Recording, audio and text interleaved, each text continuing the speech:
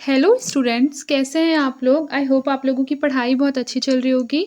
देखिए, आज का जो हमारा टॉपिक है वो है टिप्पणी, जिसे इंग्लिश में कमेंट कहते हैं और ये आपके सिलेबस में भी है। तो चलिए आइए पढ़ते हैं। देखिए, पहला क्वेश्चन है कि टिप्पणी किसे कहते हैं? टिप्पणी का क्षेत्र और उसका उद्देश्य लिखना है। फिर है टिप्पणी की परिभाषा देते हुए टिप्पण और टिप्पणी में क्या अंतर होता है, ये लिखना है। तो चलिए आइए देखते हैं।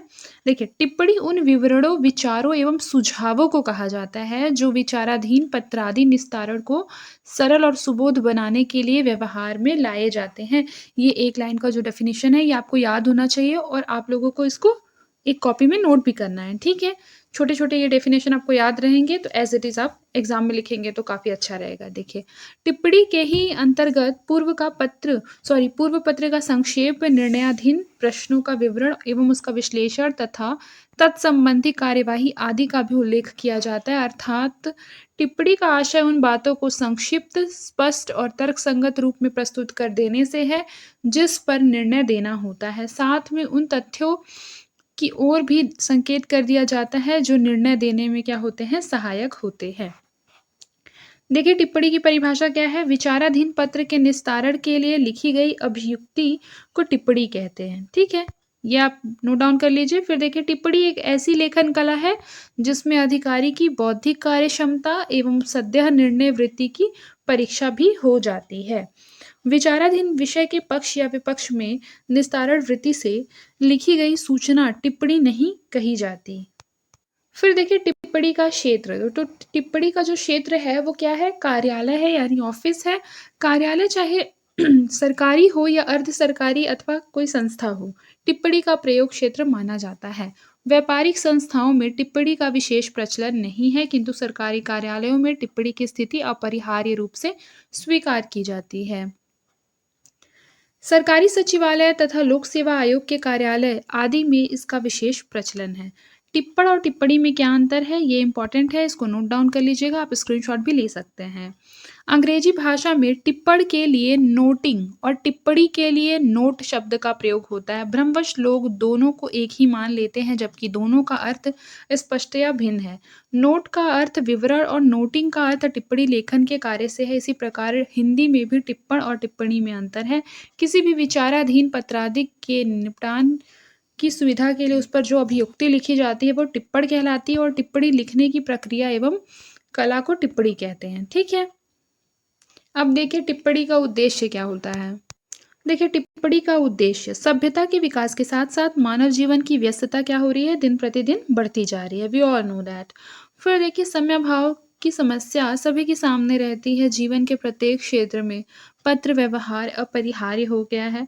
सरकारी कार्यालयों में विशेष रूप से असंख्य पत्रों का आदान प्रदान होता है। उन्हीं पत्रों को कम समय और सरल विधि से निपटाने के लिए टिप्पणी की आवश्यकता रहती है। पत्रों में वर्णित विषय से संबंधित प्रश्नों, समस्याओं का विश्लेषण, तत्संबंधित तत्संबंधित पूर्व निर्णय एवं आवश्यक सुझाव आदि का उल्लेख टिप्पणी में किया जाता है, जिससे कम से कम समय में अधिक से अधिक पत्रों को निपटाया जा सके। देखिए, टिप्पणी का प्रस्तुतिकरण किस तरह से होता है, तो प्रायः कार्यालय के किसी भी ज्येष्ठ लिपिक द्वारा प्रधान लिपिक के समक्ष टिप्पणी प्रस्तुत की जाती है।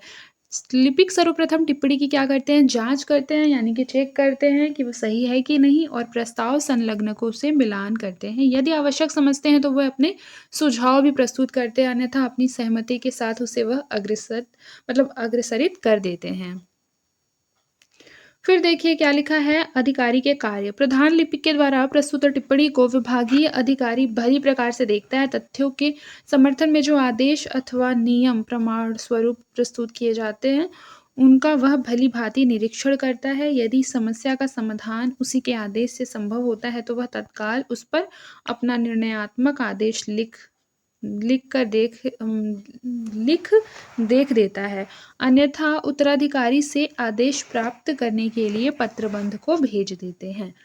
देखिए, अधिकारी के क्या कार्य होते हैं कि अगर मान लीजिए एक बार तो उसे निरीक्षण करना है, ठीक है, और उसमें अगर मान लीजिए कि कोई समस्या है तो क्या करना है, उसका समाधान भी करना है, तब जाके उसे दूसरों को भेजना है। अब टिप्पणी लेखन की प्रक्रिया देखते हैं। देखिए, टिप्पणी लेखन में सबसे पहले उसकी प्रक्रिया है। सरकारी मंत्रालयों, विभागों, संबंध अधीनस्थ कार्यालयों में टिप्पणी लिखने से टिप्पणी लिखने के अलग से एक और हाशिए वाला कागज़ टिप्पणी के लिए निर्धारित किया जाता है, जिसे कि हम क्या कहते हैं, नोट शीट कहते हैं। यानी कि टिप्पणी लिखने के लिए क्या होता है, नोट शीट होता है, जहाँ यह कागज़ ना हो वहाँ उसका प्रतिरूप इस प्रकार से बनाया जाता है। प्रतिरूप किस तरीके का है, लिपिक के हस्ताक्षर एवं स्वीकृति देने वाले अधिकारी के हस्ताक्षर, ठीक है। ये बाएं साइड होगा, ये दाएं साइड होगा। फिर अनुच्छेद बंद करना। टिप्पणी लिखते समय जिस पत्र पर टिप्पणी लिखी जा रही है उसका आवक क्रमांक डाल देना चाहिए एवं सामान्यतः अति संक्षिप्त ही टिप्पणी लिखनी चाहिए, परंतु यदि विस्तृत टिप्पणी की आवश्यकता हो तो अनुच्छेदों में लिखना चाहिए। प्रथम अनुच्छेदों को क्रमबद्ध कर लेना चाहिए। फिर देखिए लिखा है हस्ताक्षर कैसे करें, तो टिप्पणी लिखने के बाद संबंधित लिपिकों को बाईं ओर अपने हस्ताक्षर करने चाहिए। वह पत्रावली जब टिप्पणी के साथ अनुभाग अधिकारी के पास जाती है तो वे अपने हस्ताक्षर कर देते हैं, अन्यथा अपने विचार को अंकित कर देते हैं।